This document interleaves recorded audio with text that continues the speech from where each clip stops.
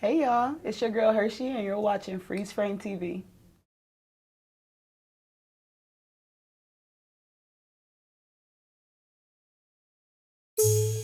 Got it, no worries. She got it, for certain. She got it all. She got it, no weapon. She got it, I'm saying. She got it. She got her own in her own lane. Know how to play, though it ain't a game. She know the ins and outs, all that. When to attack and when to fall back. Know how to love, although they behave. Love is her first language. Something about the way that she can make it all happen. Laughing and lovely, but love doesn't make it. She's above the ugliness of the place. Another angel, ain't no dimming a light. Fire inside, mighty and pie. Always inspiring, shows ever around. They don't know how. She got it, no worries. She got it, I'm certain. She got it all.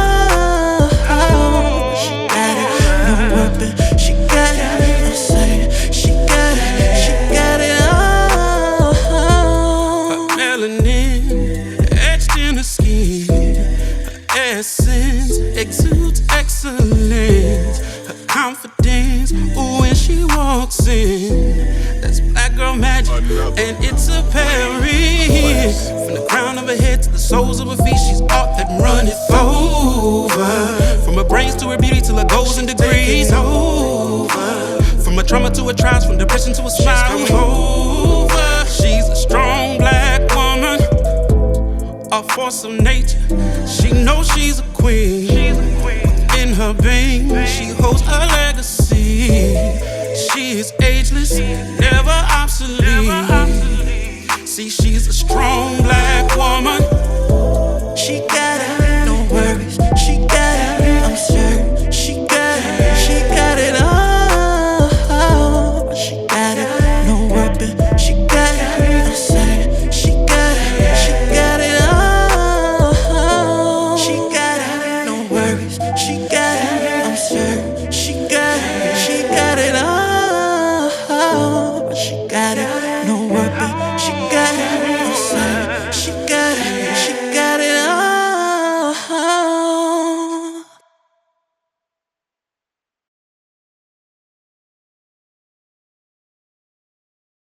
What's up y'all? I'm sitting here with the one and only Dr. Toccara Nicole. Hey, y'all, what's going on? How are you doing today? I'm amazing. Thanks for asking.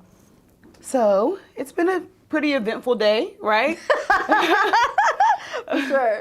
We've been having a little opportunity to get to know each other. Yeah. I've got to see you on a different level, but I definitely want our viewers to get to see the you behind it all. I think love it. just getting to know you and, well, just seeing you, period, you kind of get this essence of who you are in a sense, but really talking to you, we get a whole different vibe. So I can't wait for us to like really dive in and let people get to see you for what you got going. Let's get it. All right. So Dr. Nicole, I told you, I'm making my names.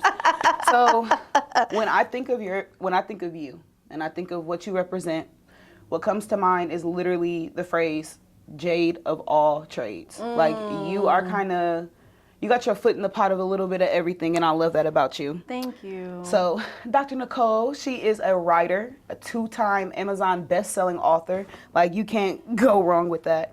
She's a mentor to many and an inspiration to even more. Oh, wow. I really find it amazing how you've, like, gained this success and this just presence about yourself, and instead of just like riding off into the sunset and you could go and make a life for yourself in a million places, you still decided to help other people kind of achieve what you've achieved, right? Yeah. What's some of the things that keep you grounded? What makes you still stick to that when it's so easy in today's time to just go do your own thing? Well, first of all, I definitely wore the wrong eyeliner. You're going to make me cry. Thank you so much. Of course. I'd never take it for granted that I'm able to share what God has allowed for me to do. And so one of the things that I'm very passionate about is paying it forward. I remember being that little girl and being stuck and trying to figure out things. My mom raised me as a single parent, with the help of her parents. And so there was a lot of things that I felt like I missed out on at first, but when I realized that God is very intentional, and so there was things that it was okay that like my dad wasn't around. So my story is my dad is a felon. Okay. Where Papa was a Rolling Stone, where he laid his hat was a baby. Yeah. So I am the 4th out of 22 on my dad's side. My mother's only. And so my dad's in prison for life. And so, you know, just understanding the trauma that comes with being a fatherless daughter and how to overcome that and how to really understand your purpose. And so that's why I'm passionate about the work that I do, whether it's mentorship, whether it's helping people become authors, whether it's helping them to start their businesses, understanding that we all have something. Yeah. You know, and it's about, are we really going to live out loud, or are we going to allow our trauma to keep us silenced? Oh, wow. That's beautiful. Thank you. Wow, your story, that's deep. I know there's a lot of people, I mean, I could resonate with that myself. So I know there's a lot of people who could resonate with that, unfortunately. Yeah. That could resonate with that. So I think it's great to see you for who you are. One of the biggest things that I've always said about me was, aside from just wanting to be a good person, I wanted to be able to show the world that just because my parents did make some mistakes in life, it doesn't mean that greatness can't come from that. Exactly. Because I was definitely, like, in a way, ostracized, you know, and think about how many little girls and how many geniuses and world changers are out there that's ostracized because of the mistakes of the adults, you know? So I think that's great. Thank you so much. That's great. So it's 2 things, to be honest, 2 things that really, I mean, your whole story stuck out to me. Like, I had so much fun, y'all. I was like dumpster diving. Y'all know that show You, where they're like, where he's like in the shadows watching everything? Oh my gosh. That was me on your page looking at everything. But when I was reading about you and just like looking you up, was 2 things that really stuck out to me. Okay, so one thing, and I'm gonna get into that first, is VOS.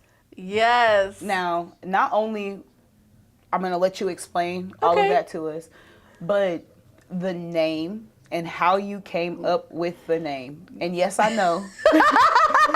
Yes, I know, because I did my research. Yes. How you came up with that name. That is so powerful to me. I think that is so everything, especially being a woman. I have my daddy's last name. I love my dad. We kind of share that in common. My dad, he served a life sentence, but he was a very active father for me, and I loved everything about that. And he passed away more so recently, and one thing that we always talked about was keeping that going, keeping my legacy, his legacy, everybody's legacy that we care about alive, right? Yeah. And VOS, girl, what you did with that was so inspirational. What you did with that, like, flicked this light in me, and I was like, okay, I don't have to worry about that dying off. No. Just because that, like, you put a whole so I'm gonna let you explain what VOS is, and I want you to tell our viewers how you came up with the name behind that, because it's great. I love it. So I'm gonna let you do your thing, girl. Oh, all right. So I used to live in Champaign, Illinois. Proud graduate of the University of Illinois. Okay. ILLINI. And they are whooping Purdue right now. I had to put that in there. But anyways, sorry. I'm originally from Chicago. What can you say? You know what I'm saying? So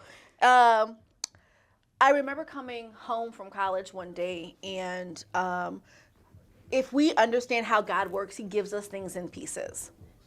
Sure. And so I didn't know what VOS was at the time, but he literally told me Vault of Steel. My last name is Steel.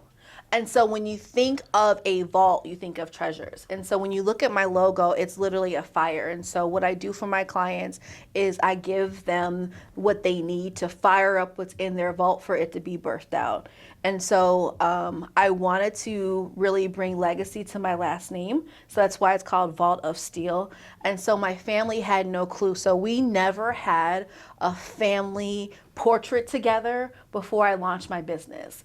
And so it brings me to tears when I think about it. So anyways, my grandfather, he was sickly. And that was the last family portrait we got before he died, and the first. with all of us together. And so I made them a part of my launch. And so when people walked into the boutique where I had my book launch, they saw my family. Legacy is everything to me, especially with my dad deciding not to show up as a dad. My grandfather was my father. My uncle was my father. My next door neighbor was my father. My babysitter's husband was my father. So I had that village around me.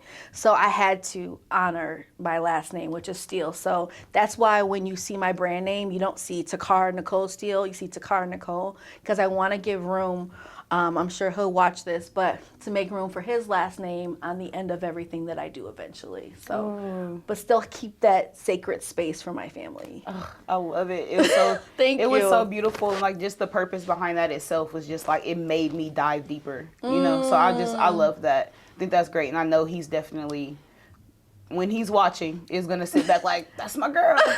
We're sitting back like, that's my girl too. Oh, thank you. And another one. Yes.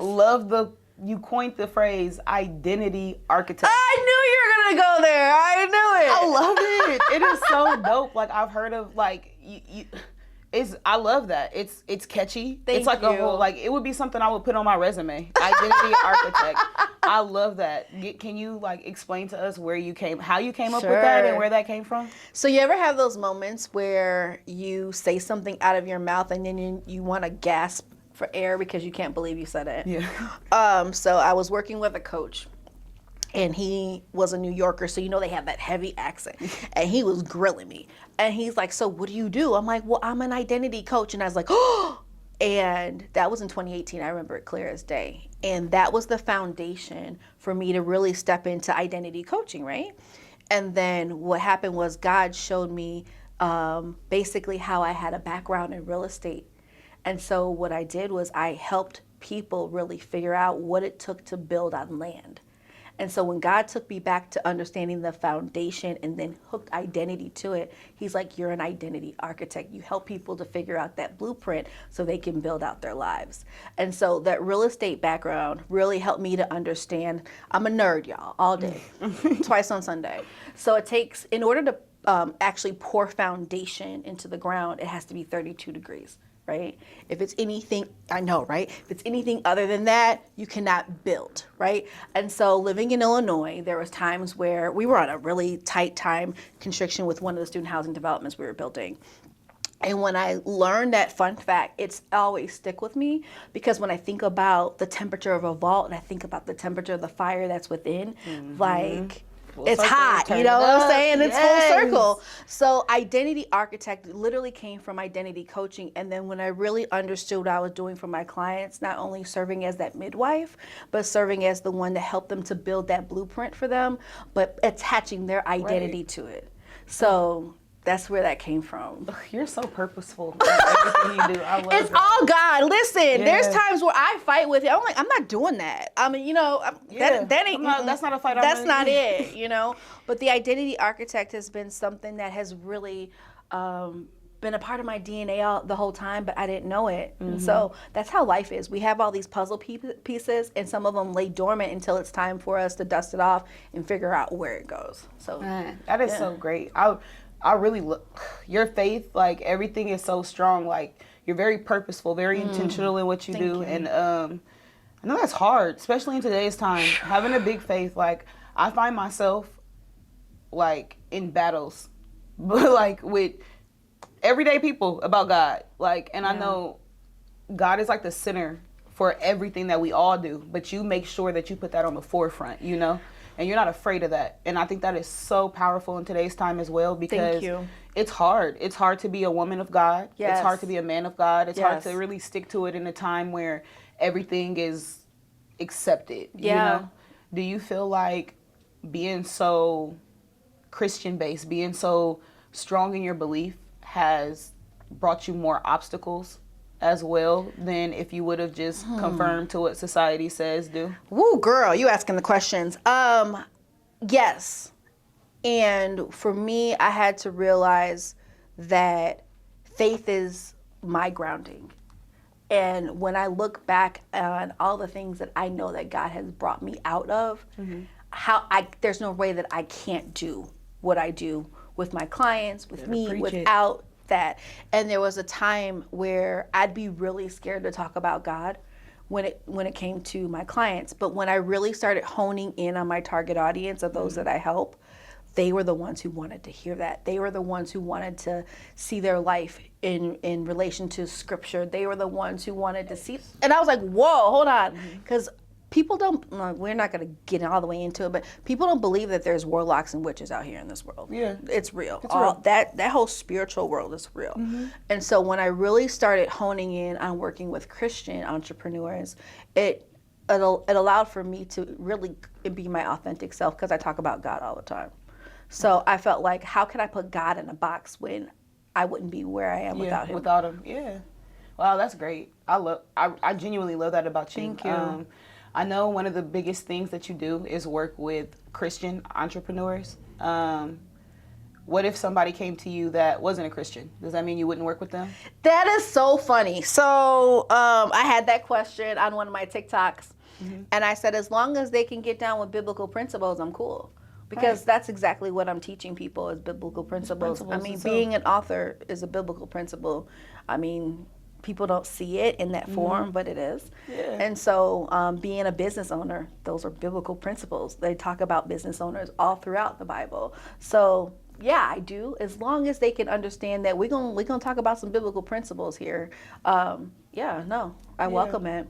Principles are everything. We're big on that for sure. Yeah. Yeah, for sure. Speaking of principles, one of the biggest principles that we got right here with Phreez PhrameTV, how we're able to bring you all this good stuff, great people like this. Thank you. Is our sponsors. So we got to stand on that, right?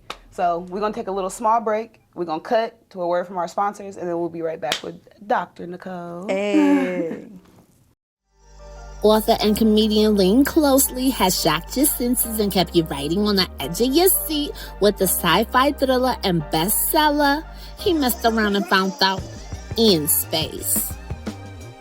Then you've lived, you've laughed, and learned to hold your tongue when old heads is talking with the New York bestseller, The Sense That Slaps Give.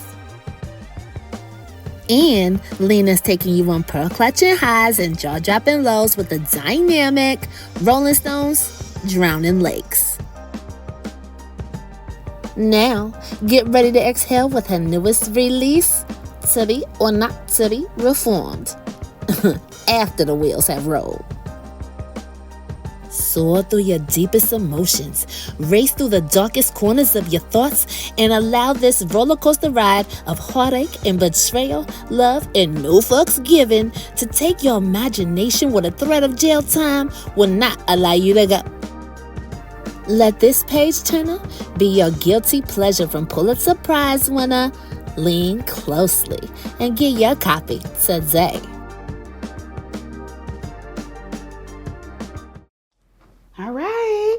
So we are back with Dr. Toccara Nicole. Woo, woo. It's something about that. I'm gonna have to bring you on stage and bring you with me. Oh yeah, let me be your hype woman. Yeah, I like it. We're gonna get it right. I get paid, you get paid, you know? You know? Scratch my back, I scratch yours. Oh my goodness. Okay, so times have changed, right? Absolutely. Some for the good, some for the bad. Yeah. And honestly, we're seeing women in positions, right, that, I mean, if we go back 50 years ago, we probably wouldn't have seen. So if we go back even further, Yeah. it's crazy to think about. Like, I'm guarantee me, you, our viewers out there all have somebody in our lives that can tell us a story about when times were so different and that they were oppressed or in some type of way, right? For sure. There's a real big magnifying glass on how women are being treated in corporate America. Yeah. Especially black women. Yes. Women of color, Yes. minorities, period. Because although women may have that little up there now, they didn't always have it. I mean, we see women running for president. We see women running for different offices, different positions in the cabinet. We see women as CEOs. I mean, all of this is brought to you by women. You know, you see her back there, the CEO line in the building back there, or whatever. So, with that big magnifying glass on there, you working with women, trying to build them to be the best versions of themselves. I know we probably have a woman or two, probably even a man or three out there watching that may have some questions about how to navigate underneath that space. If you can give somebody one piece of advice in the corporate world, just in this world period, as a woman of color, a woman of minority, what would you tell them? Man, so I have a mantra that I live by, which is knowing who you are is a game changer. Mm-hmm. And when you know who you are, you know how to bring yourself, your authentic self to the game. Yeah. And so in these corporate spaces, you're seeing a lot of minority women scale up, and then you're seeing a lot of them, leaving these corporate spaces to start their own because they're believing in themselves, that they can do exactly what, where they're at, from a job perspective, they can do it better, which is really interesting. I had a client today, I was talking to her, and she got laid off from her job, and she had an amazing job. Mm-hmm. And that literally gave her the room, the confidence to pivot and start her own. Yeah. So a lot of times we think that we are tied to these corporate America jobs, where that's just the stepping stone to pivot us into full-time entrepreneurship. And I had another client I was talking to this morning, and she's literally writing a book on, I can't give it all, but it's so good, but talking about the side hustle CEO. That's her. Okay. That's her. I know, right? Oh my God. Isn't it hot? Yes. Catchy, I like it's that. very catchy. And so just understanding who you are in these spaces to be able to say, you know what? Do I really have to put up with this? Is that really something that I really want to deal with? And you have people who still believe in you have to work that good job and retire from that good job, and but life begins before 65. So figuring out who you are and what spaces you desire to create, that's what we're seeing a lot of women doing, taking that ownership Today. and understanding that I have what it takes to create my own space and create my own way. Oh yeah, for sure. I know I'm trying to navigate, through the whole corporate America world out there, and it's full of sharks. I'm a very heartfelt person, so I try to move off of emotion and off of love. Ooh-wee. And it don't work that well. It don't work that well out there, but I'm figuring it out. That's awesome. There's been some times that I've been in spaces that I felt like weren't catered to for myself. Yeah. Have you ever been in a situation where you felt like unheard or took it not serious in any way? And if so, how did you navigate through that? Give us a piece of information, because I've lacked that. I feel like we're in that generation of breaking generational curses. For sure. My mom and grandma, they weren't working in corporate America. That was not what they did. No. So their advice for me doesn't really hone in with where I'm at in life. Yeah. So I think sometimes it's good to have people out there that we can look up to, even though you might not be my mom. You're a figure out there that other people like me can look up to. So what's a piece of advice that you would give those who've had to navigate in such a difficult, space? Been there, done that. I used to work for the Illinois Department of Children and Family Services, and back in Chicago. And one of the things that I have always dealt with is being the youngest female African American in the room. Not only that, but in leadership. So you value stacking, right? So one of the things that I did for myself is I got a mentor. Yeah. Someone that, one, believed in me, right? To be able to give me what I needed to be able to cultivate myself in these spaces and not feel unheard, even though there were people who didn't want to hear me. But what I really learned is that there were people that were intimidated by me because I was doing all these other things. And so, that's a whole book. I need to write that one. Yeah, on how I was mistreated because, you're wet behind the ears. You don't know anything because you're young. You're young. I've been doing this longer than you've been alive. I've been doing this longer than you've been alive, and all of that. Tomatoes. And what they have to understand is this generation that we are cultivating as millennials and whatever follows after millennials. Triple G, X, Z, whatever that is. Generation? It's okay. My bad. I'm just being honest. But we have to make room for them. We have to understand that they've come with purpose. And if we can just bridge the generations to learn from each other, we would be a better workplace, we would be a better community, we would be better in corporate America, because there's research shows that there's different generations that bring different entities and pieces together.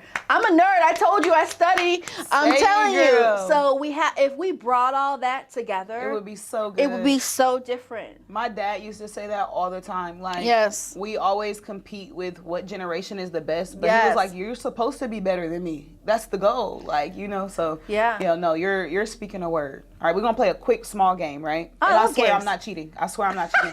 Like, even though I came up with this game so it would seem like I'm cheating, I promise that I'm would not. definitely seem like you're cheating. But I'll play. I'll play. No.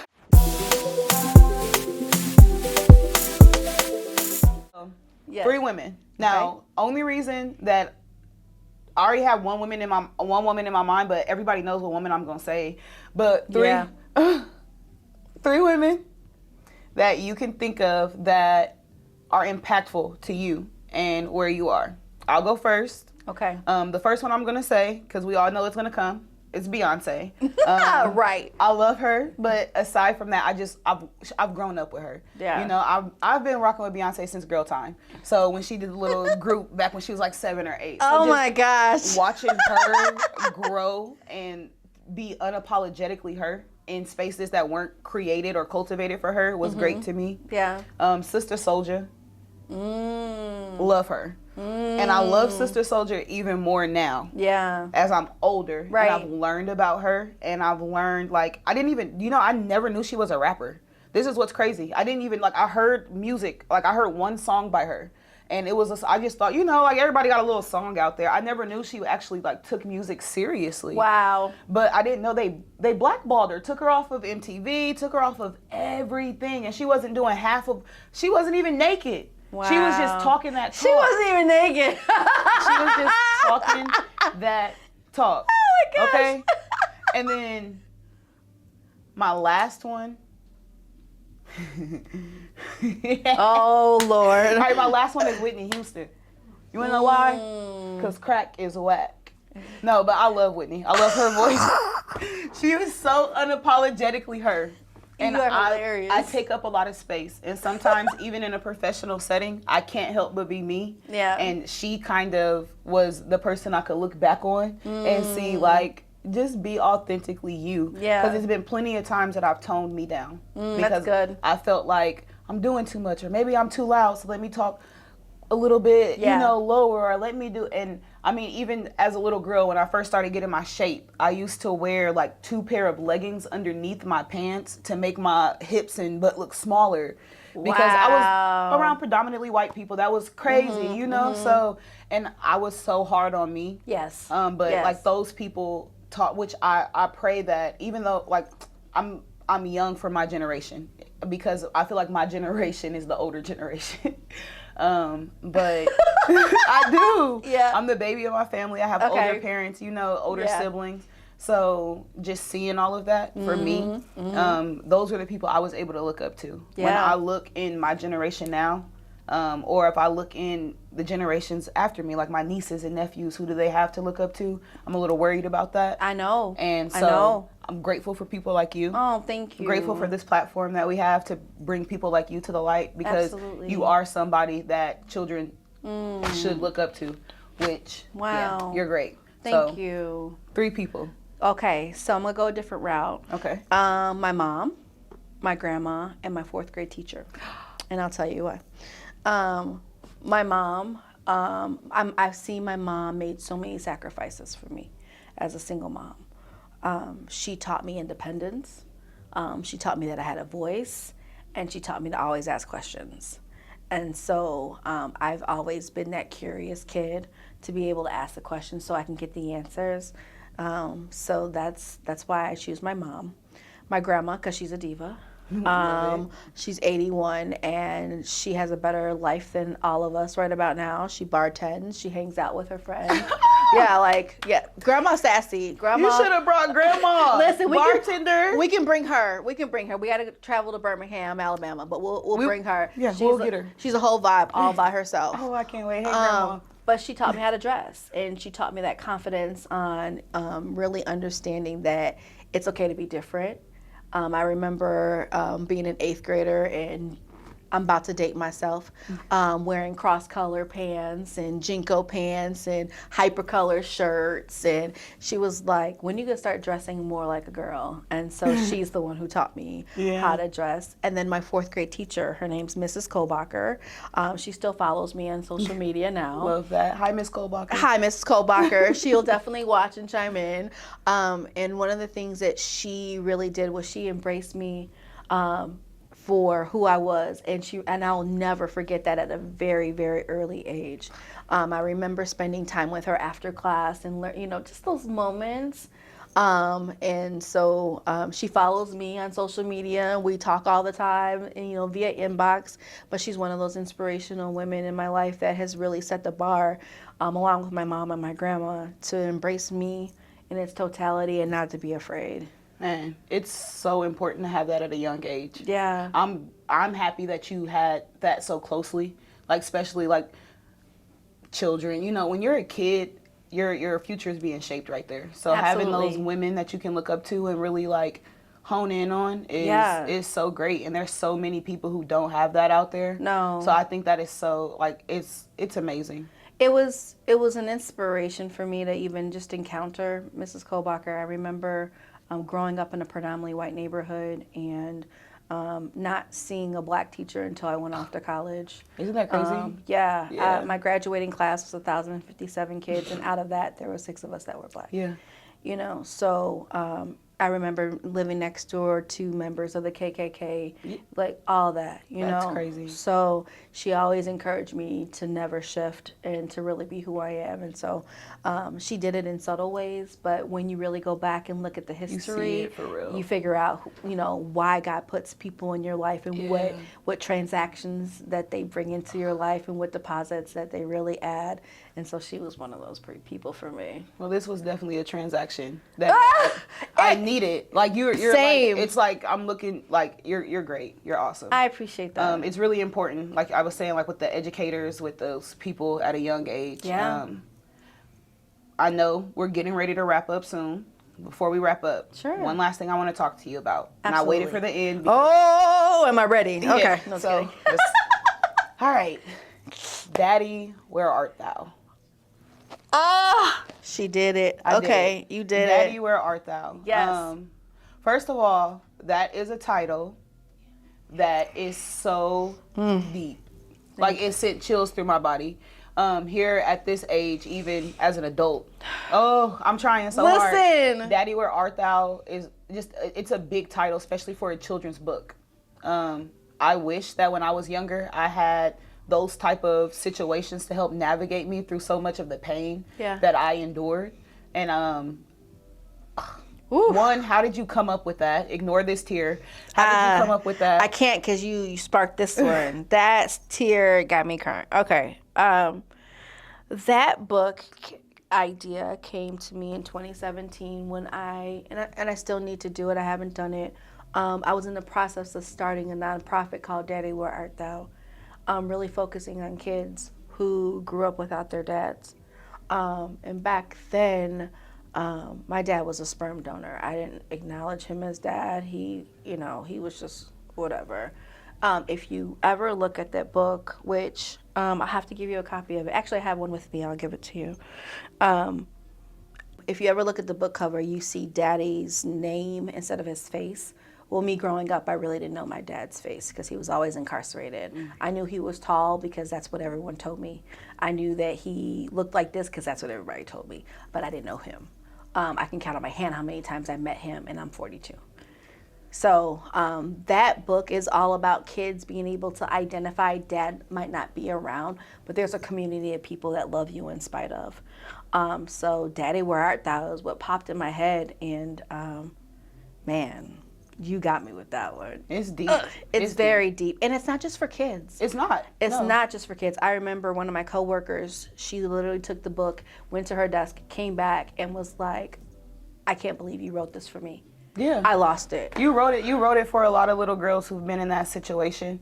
And that's why it's so important to spotlight people like you. It'll forever be a priority of mine and all of us here at Phreez PhrameTV, because without that, we don't have people to feel included. A lot of little girls grow up not feeling heard and not feeling understood. Yeah. I can't imagine the trials I could have skipped out on if I would have had your book.